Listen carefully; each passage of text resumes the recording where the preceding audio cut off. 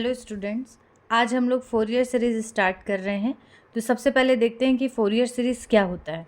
The Fourier series can be expressed in the form in the interval alpha two alpha plus 2 pi. यहाँ alpha two alpha plus 2 पाई means एक ये generalised formula है, alpha से लेके alpha plus 2 पाई। अब alpha की value suppose 0 है तो ये 0 से 2 पाई इंटरवल के बीच हो जाएगा, या फिर 0 टू 2 पाई, या फिर -पाई टू +पाई। ये दोनों केस में टोटल इंटरवल जो है वो 2 पाई आ रहा है। तो ये 2 पाई रेंज के लिए ये फार्मूला है। और 2 पाई रेंज मीन्स फुल रेंज के क्वेश्चन बोला जाता है इसको। आगे जाके हम लोग हाफ रेंज भी पढ़ेंगे, ये फुल रेंज का क्वेश्चन है। तो फोरियर एक्सपेंशन क्या होता है? f of x is equal to a0/2 plus summation n is equal to 1 to infinity an cos nx plus summation n is equal to 1 to infinity bn sin nx। ये आपके Fourier expansion का formula है। अब इसमें यहाँ पर a0, an और bn हम ला के अगर पुट करते हैं कहीं से तो ये आपका फोरियर एक्सपेंशन कंप्लीट हो जाएगा। अब a0, an और bn निकालने का अलग फार्मूला होता है। a0, an और bn को यूलर्स फार्मूला बोला जाता है, या फिर फोरियर कांस्टेंट्स भी बोला जाता है इसको निकालने का फार्मूला है। a0 का फार्मूला है 1/पाई। ध्यान रखना, ये जो फार्मूला बता रही हूँ मैं, ये 0 टू 2 पाई या फिर -पाई टू +पाई इंटरवल के लिए है। अगर यही इंटरवल 0 टू 1 या 1 से 2 या -1 से +1 इस तरीके से आ जाए तो उस केस में हमारा फार्मूला चेंज हो जाएगा। ये हम आगे देखेंगे। a0 is equal to formula होता है 1/पाई और integral between alpha two alpha plus 2 pi f of x dx। f of x मतलब जिसका एक्सपेंशन करने बोला जाएगा, जिस फंक्शन का, वो यहाँ पुट करेंगे। हमारी रेंज हमेशा दिए रहेगी कि किस रेंज में हमको फंक्शन का एक्सपेंशन करना है, वो रेंज बस यहाँ पुटअप करना है। an जो है इसका फार्मूला थोड़ा चेंज है, इसमें fx के साथ cos nx का मल्टीप्लिकेशन है, ठीक। bn में fx के साथ sin nx का मल्टीप्लिकेशन है, बस यही फ़र्क है। तो ये a0, an और bn हुआ। ये तीनों चीज़ें हम कैलकुलेट करेंगे किसी भी क्वेश्चन के लिए, और जो भी रिज़ल्ट आएगा उसको यहाँ a0 और यहाँ an और यहाँ bn के प्लेस पे पुट करेंगे, तो ये हमारा फोरियर एक्सपेंशन कंप्लीट हो जाएगा। इसके बाद हम देखते हैं पीरियोडिक फंक्शन। तो पीरियोडिक फंक्शन क्या होता है कि कोई फंक्शन अगर एक पर्टिकुलर इंटरवल के बाद अपनी वैल्यू रिपीट करता है तो उसको बोला जाता है पीरियोडिक फंक्शन, ठीक। जैसे पेंडुलम रहता है ना अपना, उसको इधर ला के आप जैसे छोड़ते हैं तो एक फ़िक्स इंटरवल में वो ऐसा, उसकी रेंज फिक्स होती है, वो ऐसा घूमता रहता है, ठीक है। तो ये उसकी जो रेंज है ये फिक्स हो जाती है, उसी में वो मूव करता रहता है। सेम वैसे ही पीरियोडिक फंक्शन हम किसको बोलेंगे? जो एक फंक्शन जो एक पर्टिकुलर इंटरवल के बाद अपनी वैल्यू रिपीट करता है। तो जैसे sin x और cos x हम ले लेते हैं, तो sin x और cos x 2n पाई के लिए पीरियोडिक होते हैं, और वैसे ही tan x जो होता है वो n पाई के लिए पीरियोडिक होता है। अब जैसे इसको समझ लेते हैं 2n पाई के लिए कैसे पीरियोडिक है। तो जैसे cos को देख लेते हैं हम लोग कि cos 2n पाई, ये देख लेते हैं। तो अगर आप n की वैल्यू 0 पुट करो तो क्या मिलेगा? cos 0 की वैल्यू 1। अगर n की वैल्यू आप 1 रखते हैं तो यहाँ पर आ जाएगा cos 2 पाई। cos 2 पाई की भी वैल्यू 1। n की वैल्यू 2 रख के देख लो, 2 रखने से आ जाएगा cos 4 पाई, ये भी वैल्यू 1। तो देखो हर बार 1 1 आ रहा है, तो 2n पाई के लिए इसीलिए पीरियोडिक है। सिमिलरली साइन को भी चेक कर सकते हो, साइन रखोगे तो आपको 0 मिलेगा हर बार। तो इस तरीके से ये 2n पाई के लिए पीरियोडिक है। सिमिलरली 10 जो होता है वो n पाई के लिए पीरियोडिक फंक्शन है। अब आगे देखते हैं हम लोग। नेक्स्ट है डिरिचलेट कंडीशन। ये फोरियर सीरीज़ अगर पढ़ रहे हैं आप और डिरिचलेट कंडीशन आपको नहीं मालूम है तो आप फोरियर सीरीज़ समझ लीजिए आपने पढ़ा ही नहीं है। डिरिचलेट कंडीशन क्या होती है? किसी भी फंक्शन जिसका आप फोरियर एक्सपेंशन करना चाह रहे हैं, इसका फोरियर एक्सपेंशन तभी पॉसिबल है जब वो फंक्शन डिरिचलेट कंडीशन को सेटिस्फाई करता है। तो डिरिचलेट कंडीशंस क्या होती हैं? ये टोटल 3 कंडीशंस हैं। फर्स्ट कंडीशन है कि F x is periodic single valued and finite.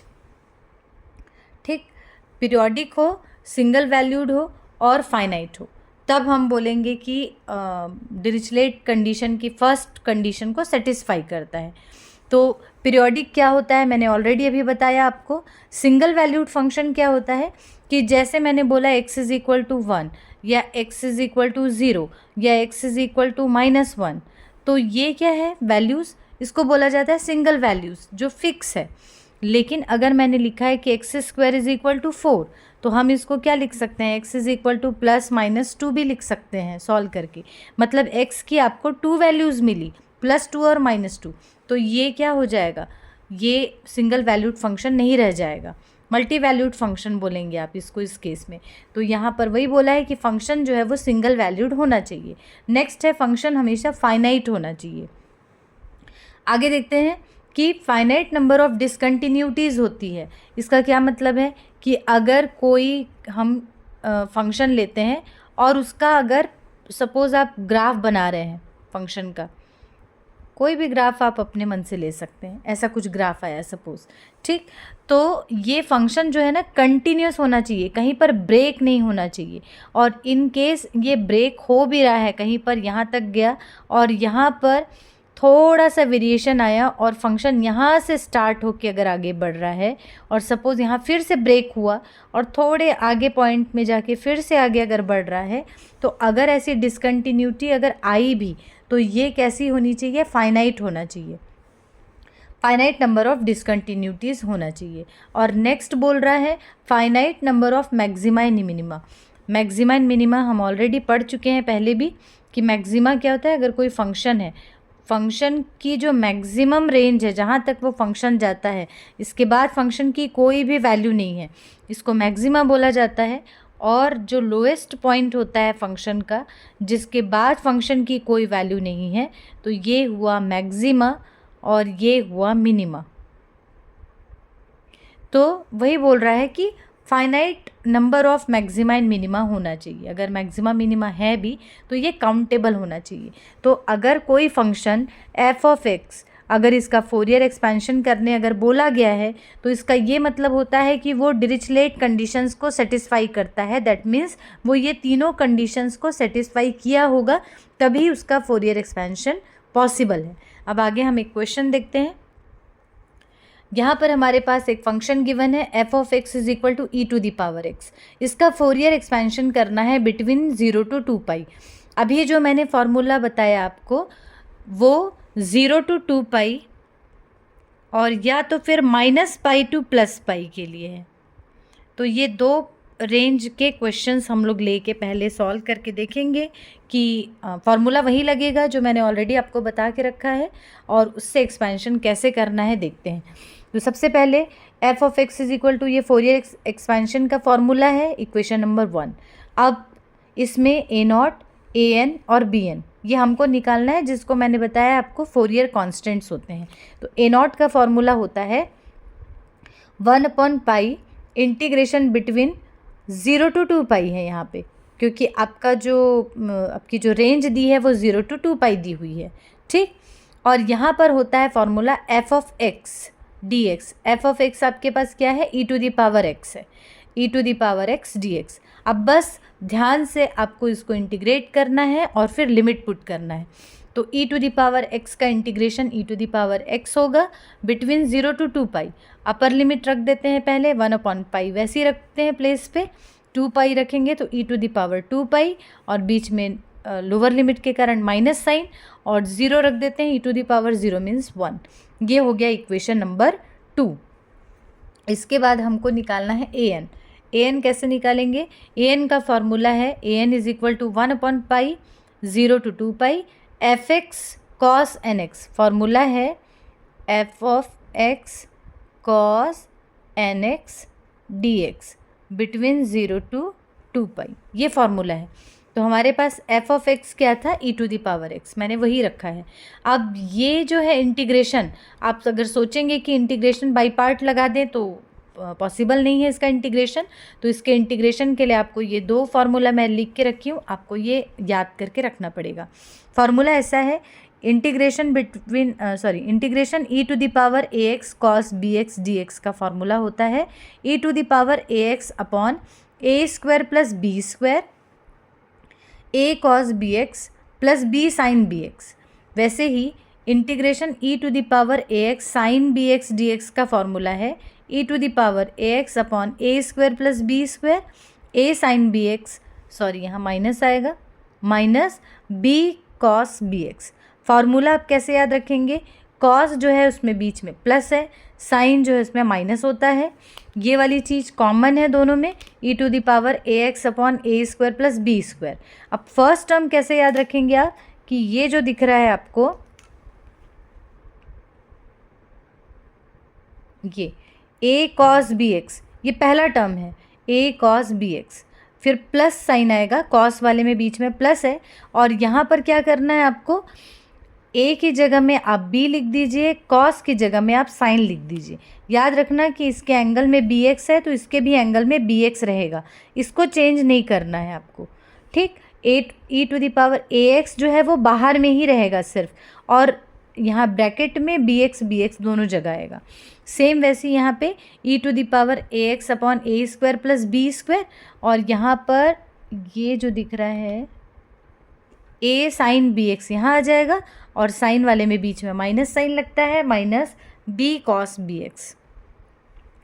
अब ये होने के बाद बस हमारे पास ये इंटीग्रल है, इसमें सेम यही फार्मूला लगा देते हैं फर्स्ट वाला, तो ये आ जाएगा 1/पाई e to the power ax upon a square plus b square formula था, तो ये हो जाएगा e to the power ax upon a square plus b square means क्या, ये यहाँ पर x का जो कोफिशिएंट है ये है a और ये वाला है b, तो बस वही रखा है मैंने, e to the power x upon 1 plus n square हो जाएगा। अब यहाँ पर क्या आता है formula, a cos bx, a की वैल्यू 1 है और b की वैल्यू आपकी ये n है, तो यहाँ आ जाएगा cos nx plus b sin bx, तो b मतलब होता है n, तो यहाँ आ जाएगा n sin nx between 0 to 2 पाई। अब लिमिट बहुत ध्यान से रखना है, पहले जहाँ जहाँ x दिख रहा है वहाँ पूरी तरफ अपन 2 पाई रखेंगे, फिर बीच में माइनस साइन लगाएंगे, उसके बाद हम नेक्स्ट 0 रखेंगे सारे x की जगह में। तो पहले रखते हैं 2 पाई, तो e to the power 2 pi upon 1 plus n square, यहाँ cos के यहाँ पर रखेंगे आप, तो cos 2n पाई की वैल्यू 1 होती है, फिर प्लस यहाँ पर 2n पाई रखोगे, मतलब 2 पाई रखोगे तो साइन 2n पाई, साइन 2n पाई की वैल्यू होती है 0, तो ये आपका ये अपर लिमिट से यहाँ से लेके यहाँ तक मिल जाएगा। अब बीच में माइनस साइन लगा देते हैं और लोअर लिमिट रखना चालू करते हैं, तो ये आ जाएगा e to the power 0, e to the power 0 means 1 upon 1 plus n square, cos यहाँ पर 0 रखो, कॉस 0 की वैल्यू 1, साइन 0 की वैल्यू 0, तो फाइनली आपको इतना मिल जाएगा। अब बस इसको थोड़ा सिंप्लीफाई कर लेते हैं, कॉमन निकल रहा है 1/पाई इंटू 1 प्लस एन स्क्वायर, और यहाँ से e टू द पावर 2 पाई और यहाँ से -1, विच इज़ इक्वेशन नंबर 3। तो इस तरीके से हमको a0 और an मिल चुका है। अब हम आगे बढ़ते हैं bn की तरफ। bn का फॉर्मूला होता है 1/पाई इंटीग्रेशन बिटवीन 0 to 2 पाई, यहाँ होता है fx साइन nx dx, तो fx के प्लेस पे e to the power x आ गया, e to the power x sine nx dx।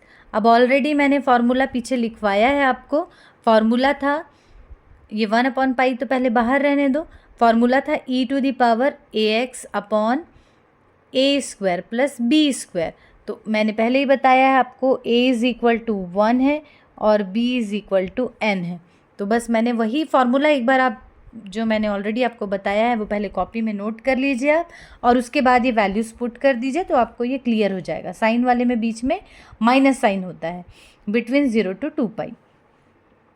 अब यहाँ पर पहले 2 पाई रखा मैंने, ठीक, वही काम कर रहे हैं, यहाँ साइन nx में भी 2 पाई रखो, तो साइन 2n पाई 0 होता है, यहाँ पे 2 पाई रखते हैं, n वैसी रहेगा, cos 2n पाई की वैल्यू 1 हो गई, तो ये आपका अपर लिमिट से इतना आ जाएगा। अब रखते हैं हम lower limit, e to the power 0 means 1 upon 1 plus n square, sine 0 की वैल्यू 0, कॉस 0 की वैल्यू 1, लेकिन ये n बचा है तो यहाँ आ जाएगा n। तो ये हो गया लोअर लिमिट से मिला इतना। अब इसको सिंप्लीफाई कर लेते हैं।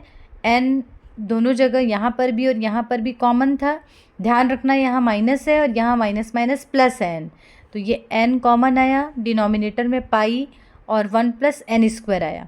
ठीक, ये नेगेटिव आ रहा है, ये पॉजिटिव आ रहा है, इसलिए पहले इसको लिखी हूँ मैं यहाँ पे, यहाँ 1 बचेगा और यहाँ से -e⁻² बचेगा। This is equation number 4। Now by putting the values of equation number 2, 3 and 4 in equation number 1। Equation number 1 means जो फोरियर एक्सपेंशन था ना, फोरियर एक्सपेंशन अपने पास था e⁻x is equal to a0/2 plus summation of n is equal to 1 to ∞ an cos nx समेशन n is equal to 1 to ∞ bn sin nx। ये अपना formula था, बस हमने वही किया है। a0 की वैल्यू क्या आई है देख लेते हैं। ये देखिए a0 की वैल्यू मिली हमको ये 1/π e⁻² -1 और an की वैल्यू ये मिली है। बस हम a0 और an की वैल्यू यहाँ सब्सटीट्यूट करते हैं तो ये आ जाएगा e⁻² -1/π आया था a0 में, है ना, और हमारे पास a0/2 है, फार्मूला जो है वहाँ पे /2 है तो वहाँ से ये मैंने 2 रखा, फिर प्लस, फिर समेशन लगा दिए और an की वैल्यू इतनी आई है, ये cos nx वैसे ही रखो, प्लस समेशन करके फिर bn की वैल्यू इतनी मिली हमको यहाँ से यहाँ तक और साथ में sin nx। अब बस ये फोरियर एक्सपेंशन जो फार्मूला था स्टैंडर्ड उसमें हमने रख दिया। अब एक्सपैंड करना है हमको तो फोरियर सीरीज़ को एक्सपैंड कर लेते हैं। कैसे करेंगे, n की वैल्यू रखते जाना है 1 2 3, मिनिमम 3 टर्म्स रख दो बस। तो ये मिलेगा, पहला टर्म वैसे ही रहेगा, यहाँ पर n की वैल्यू 1 रखते हैं तो 1 यहाँ पे भी आएगा और यहाँ पर भी 1 मिलेगा, तो मिलेगा e⁻² -1 और डिवाइडेड बाई पाई वैसे ही रखते हैं। यहाँ 1 रखने से 1 + 1 दैट इज़ 2, यहाँ पे 1 रखते हैं n की वैल्यू तो cos x हो जाएगा, फिर प्लस, अब अगली बार 2 रखते हैं यहीं पर तो मिलेगा ये e⁻² -1, यहाँ 2 रखने से 2² + 1 मीन्स 5π और cos 2x। बस मैंने 2 ही टर्म रखे, अप टू इन्फिनिटिव कर दिया।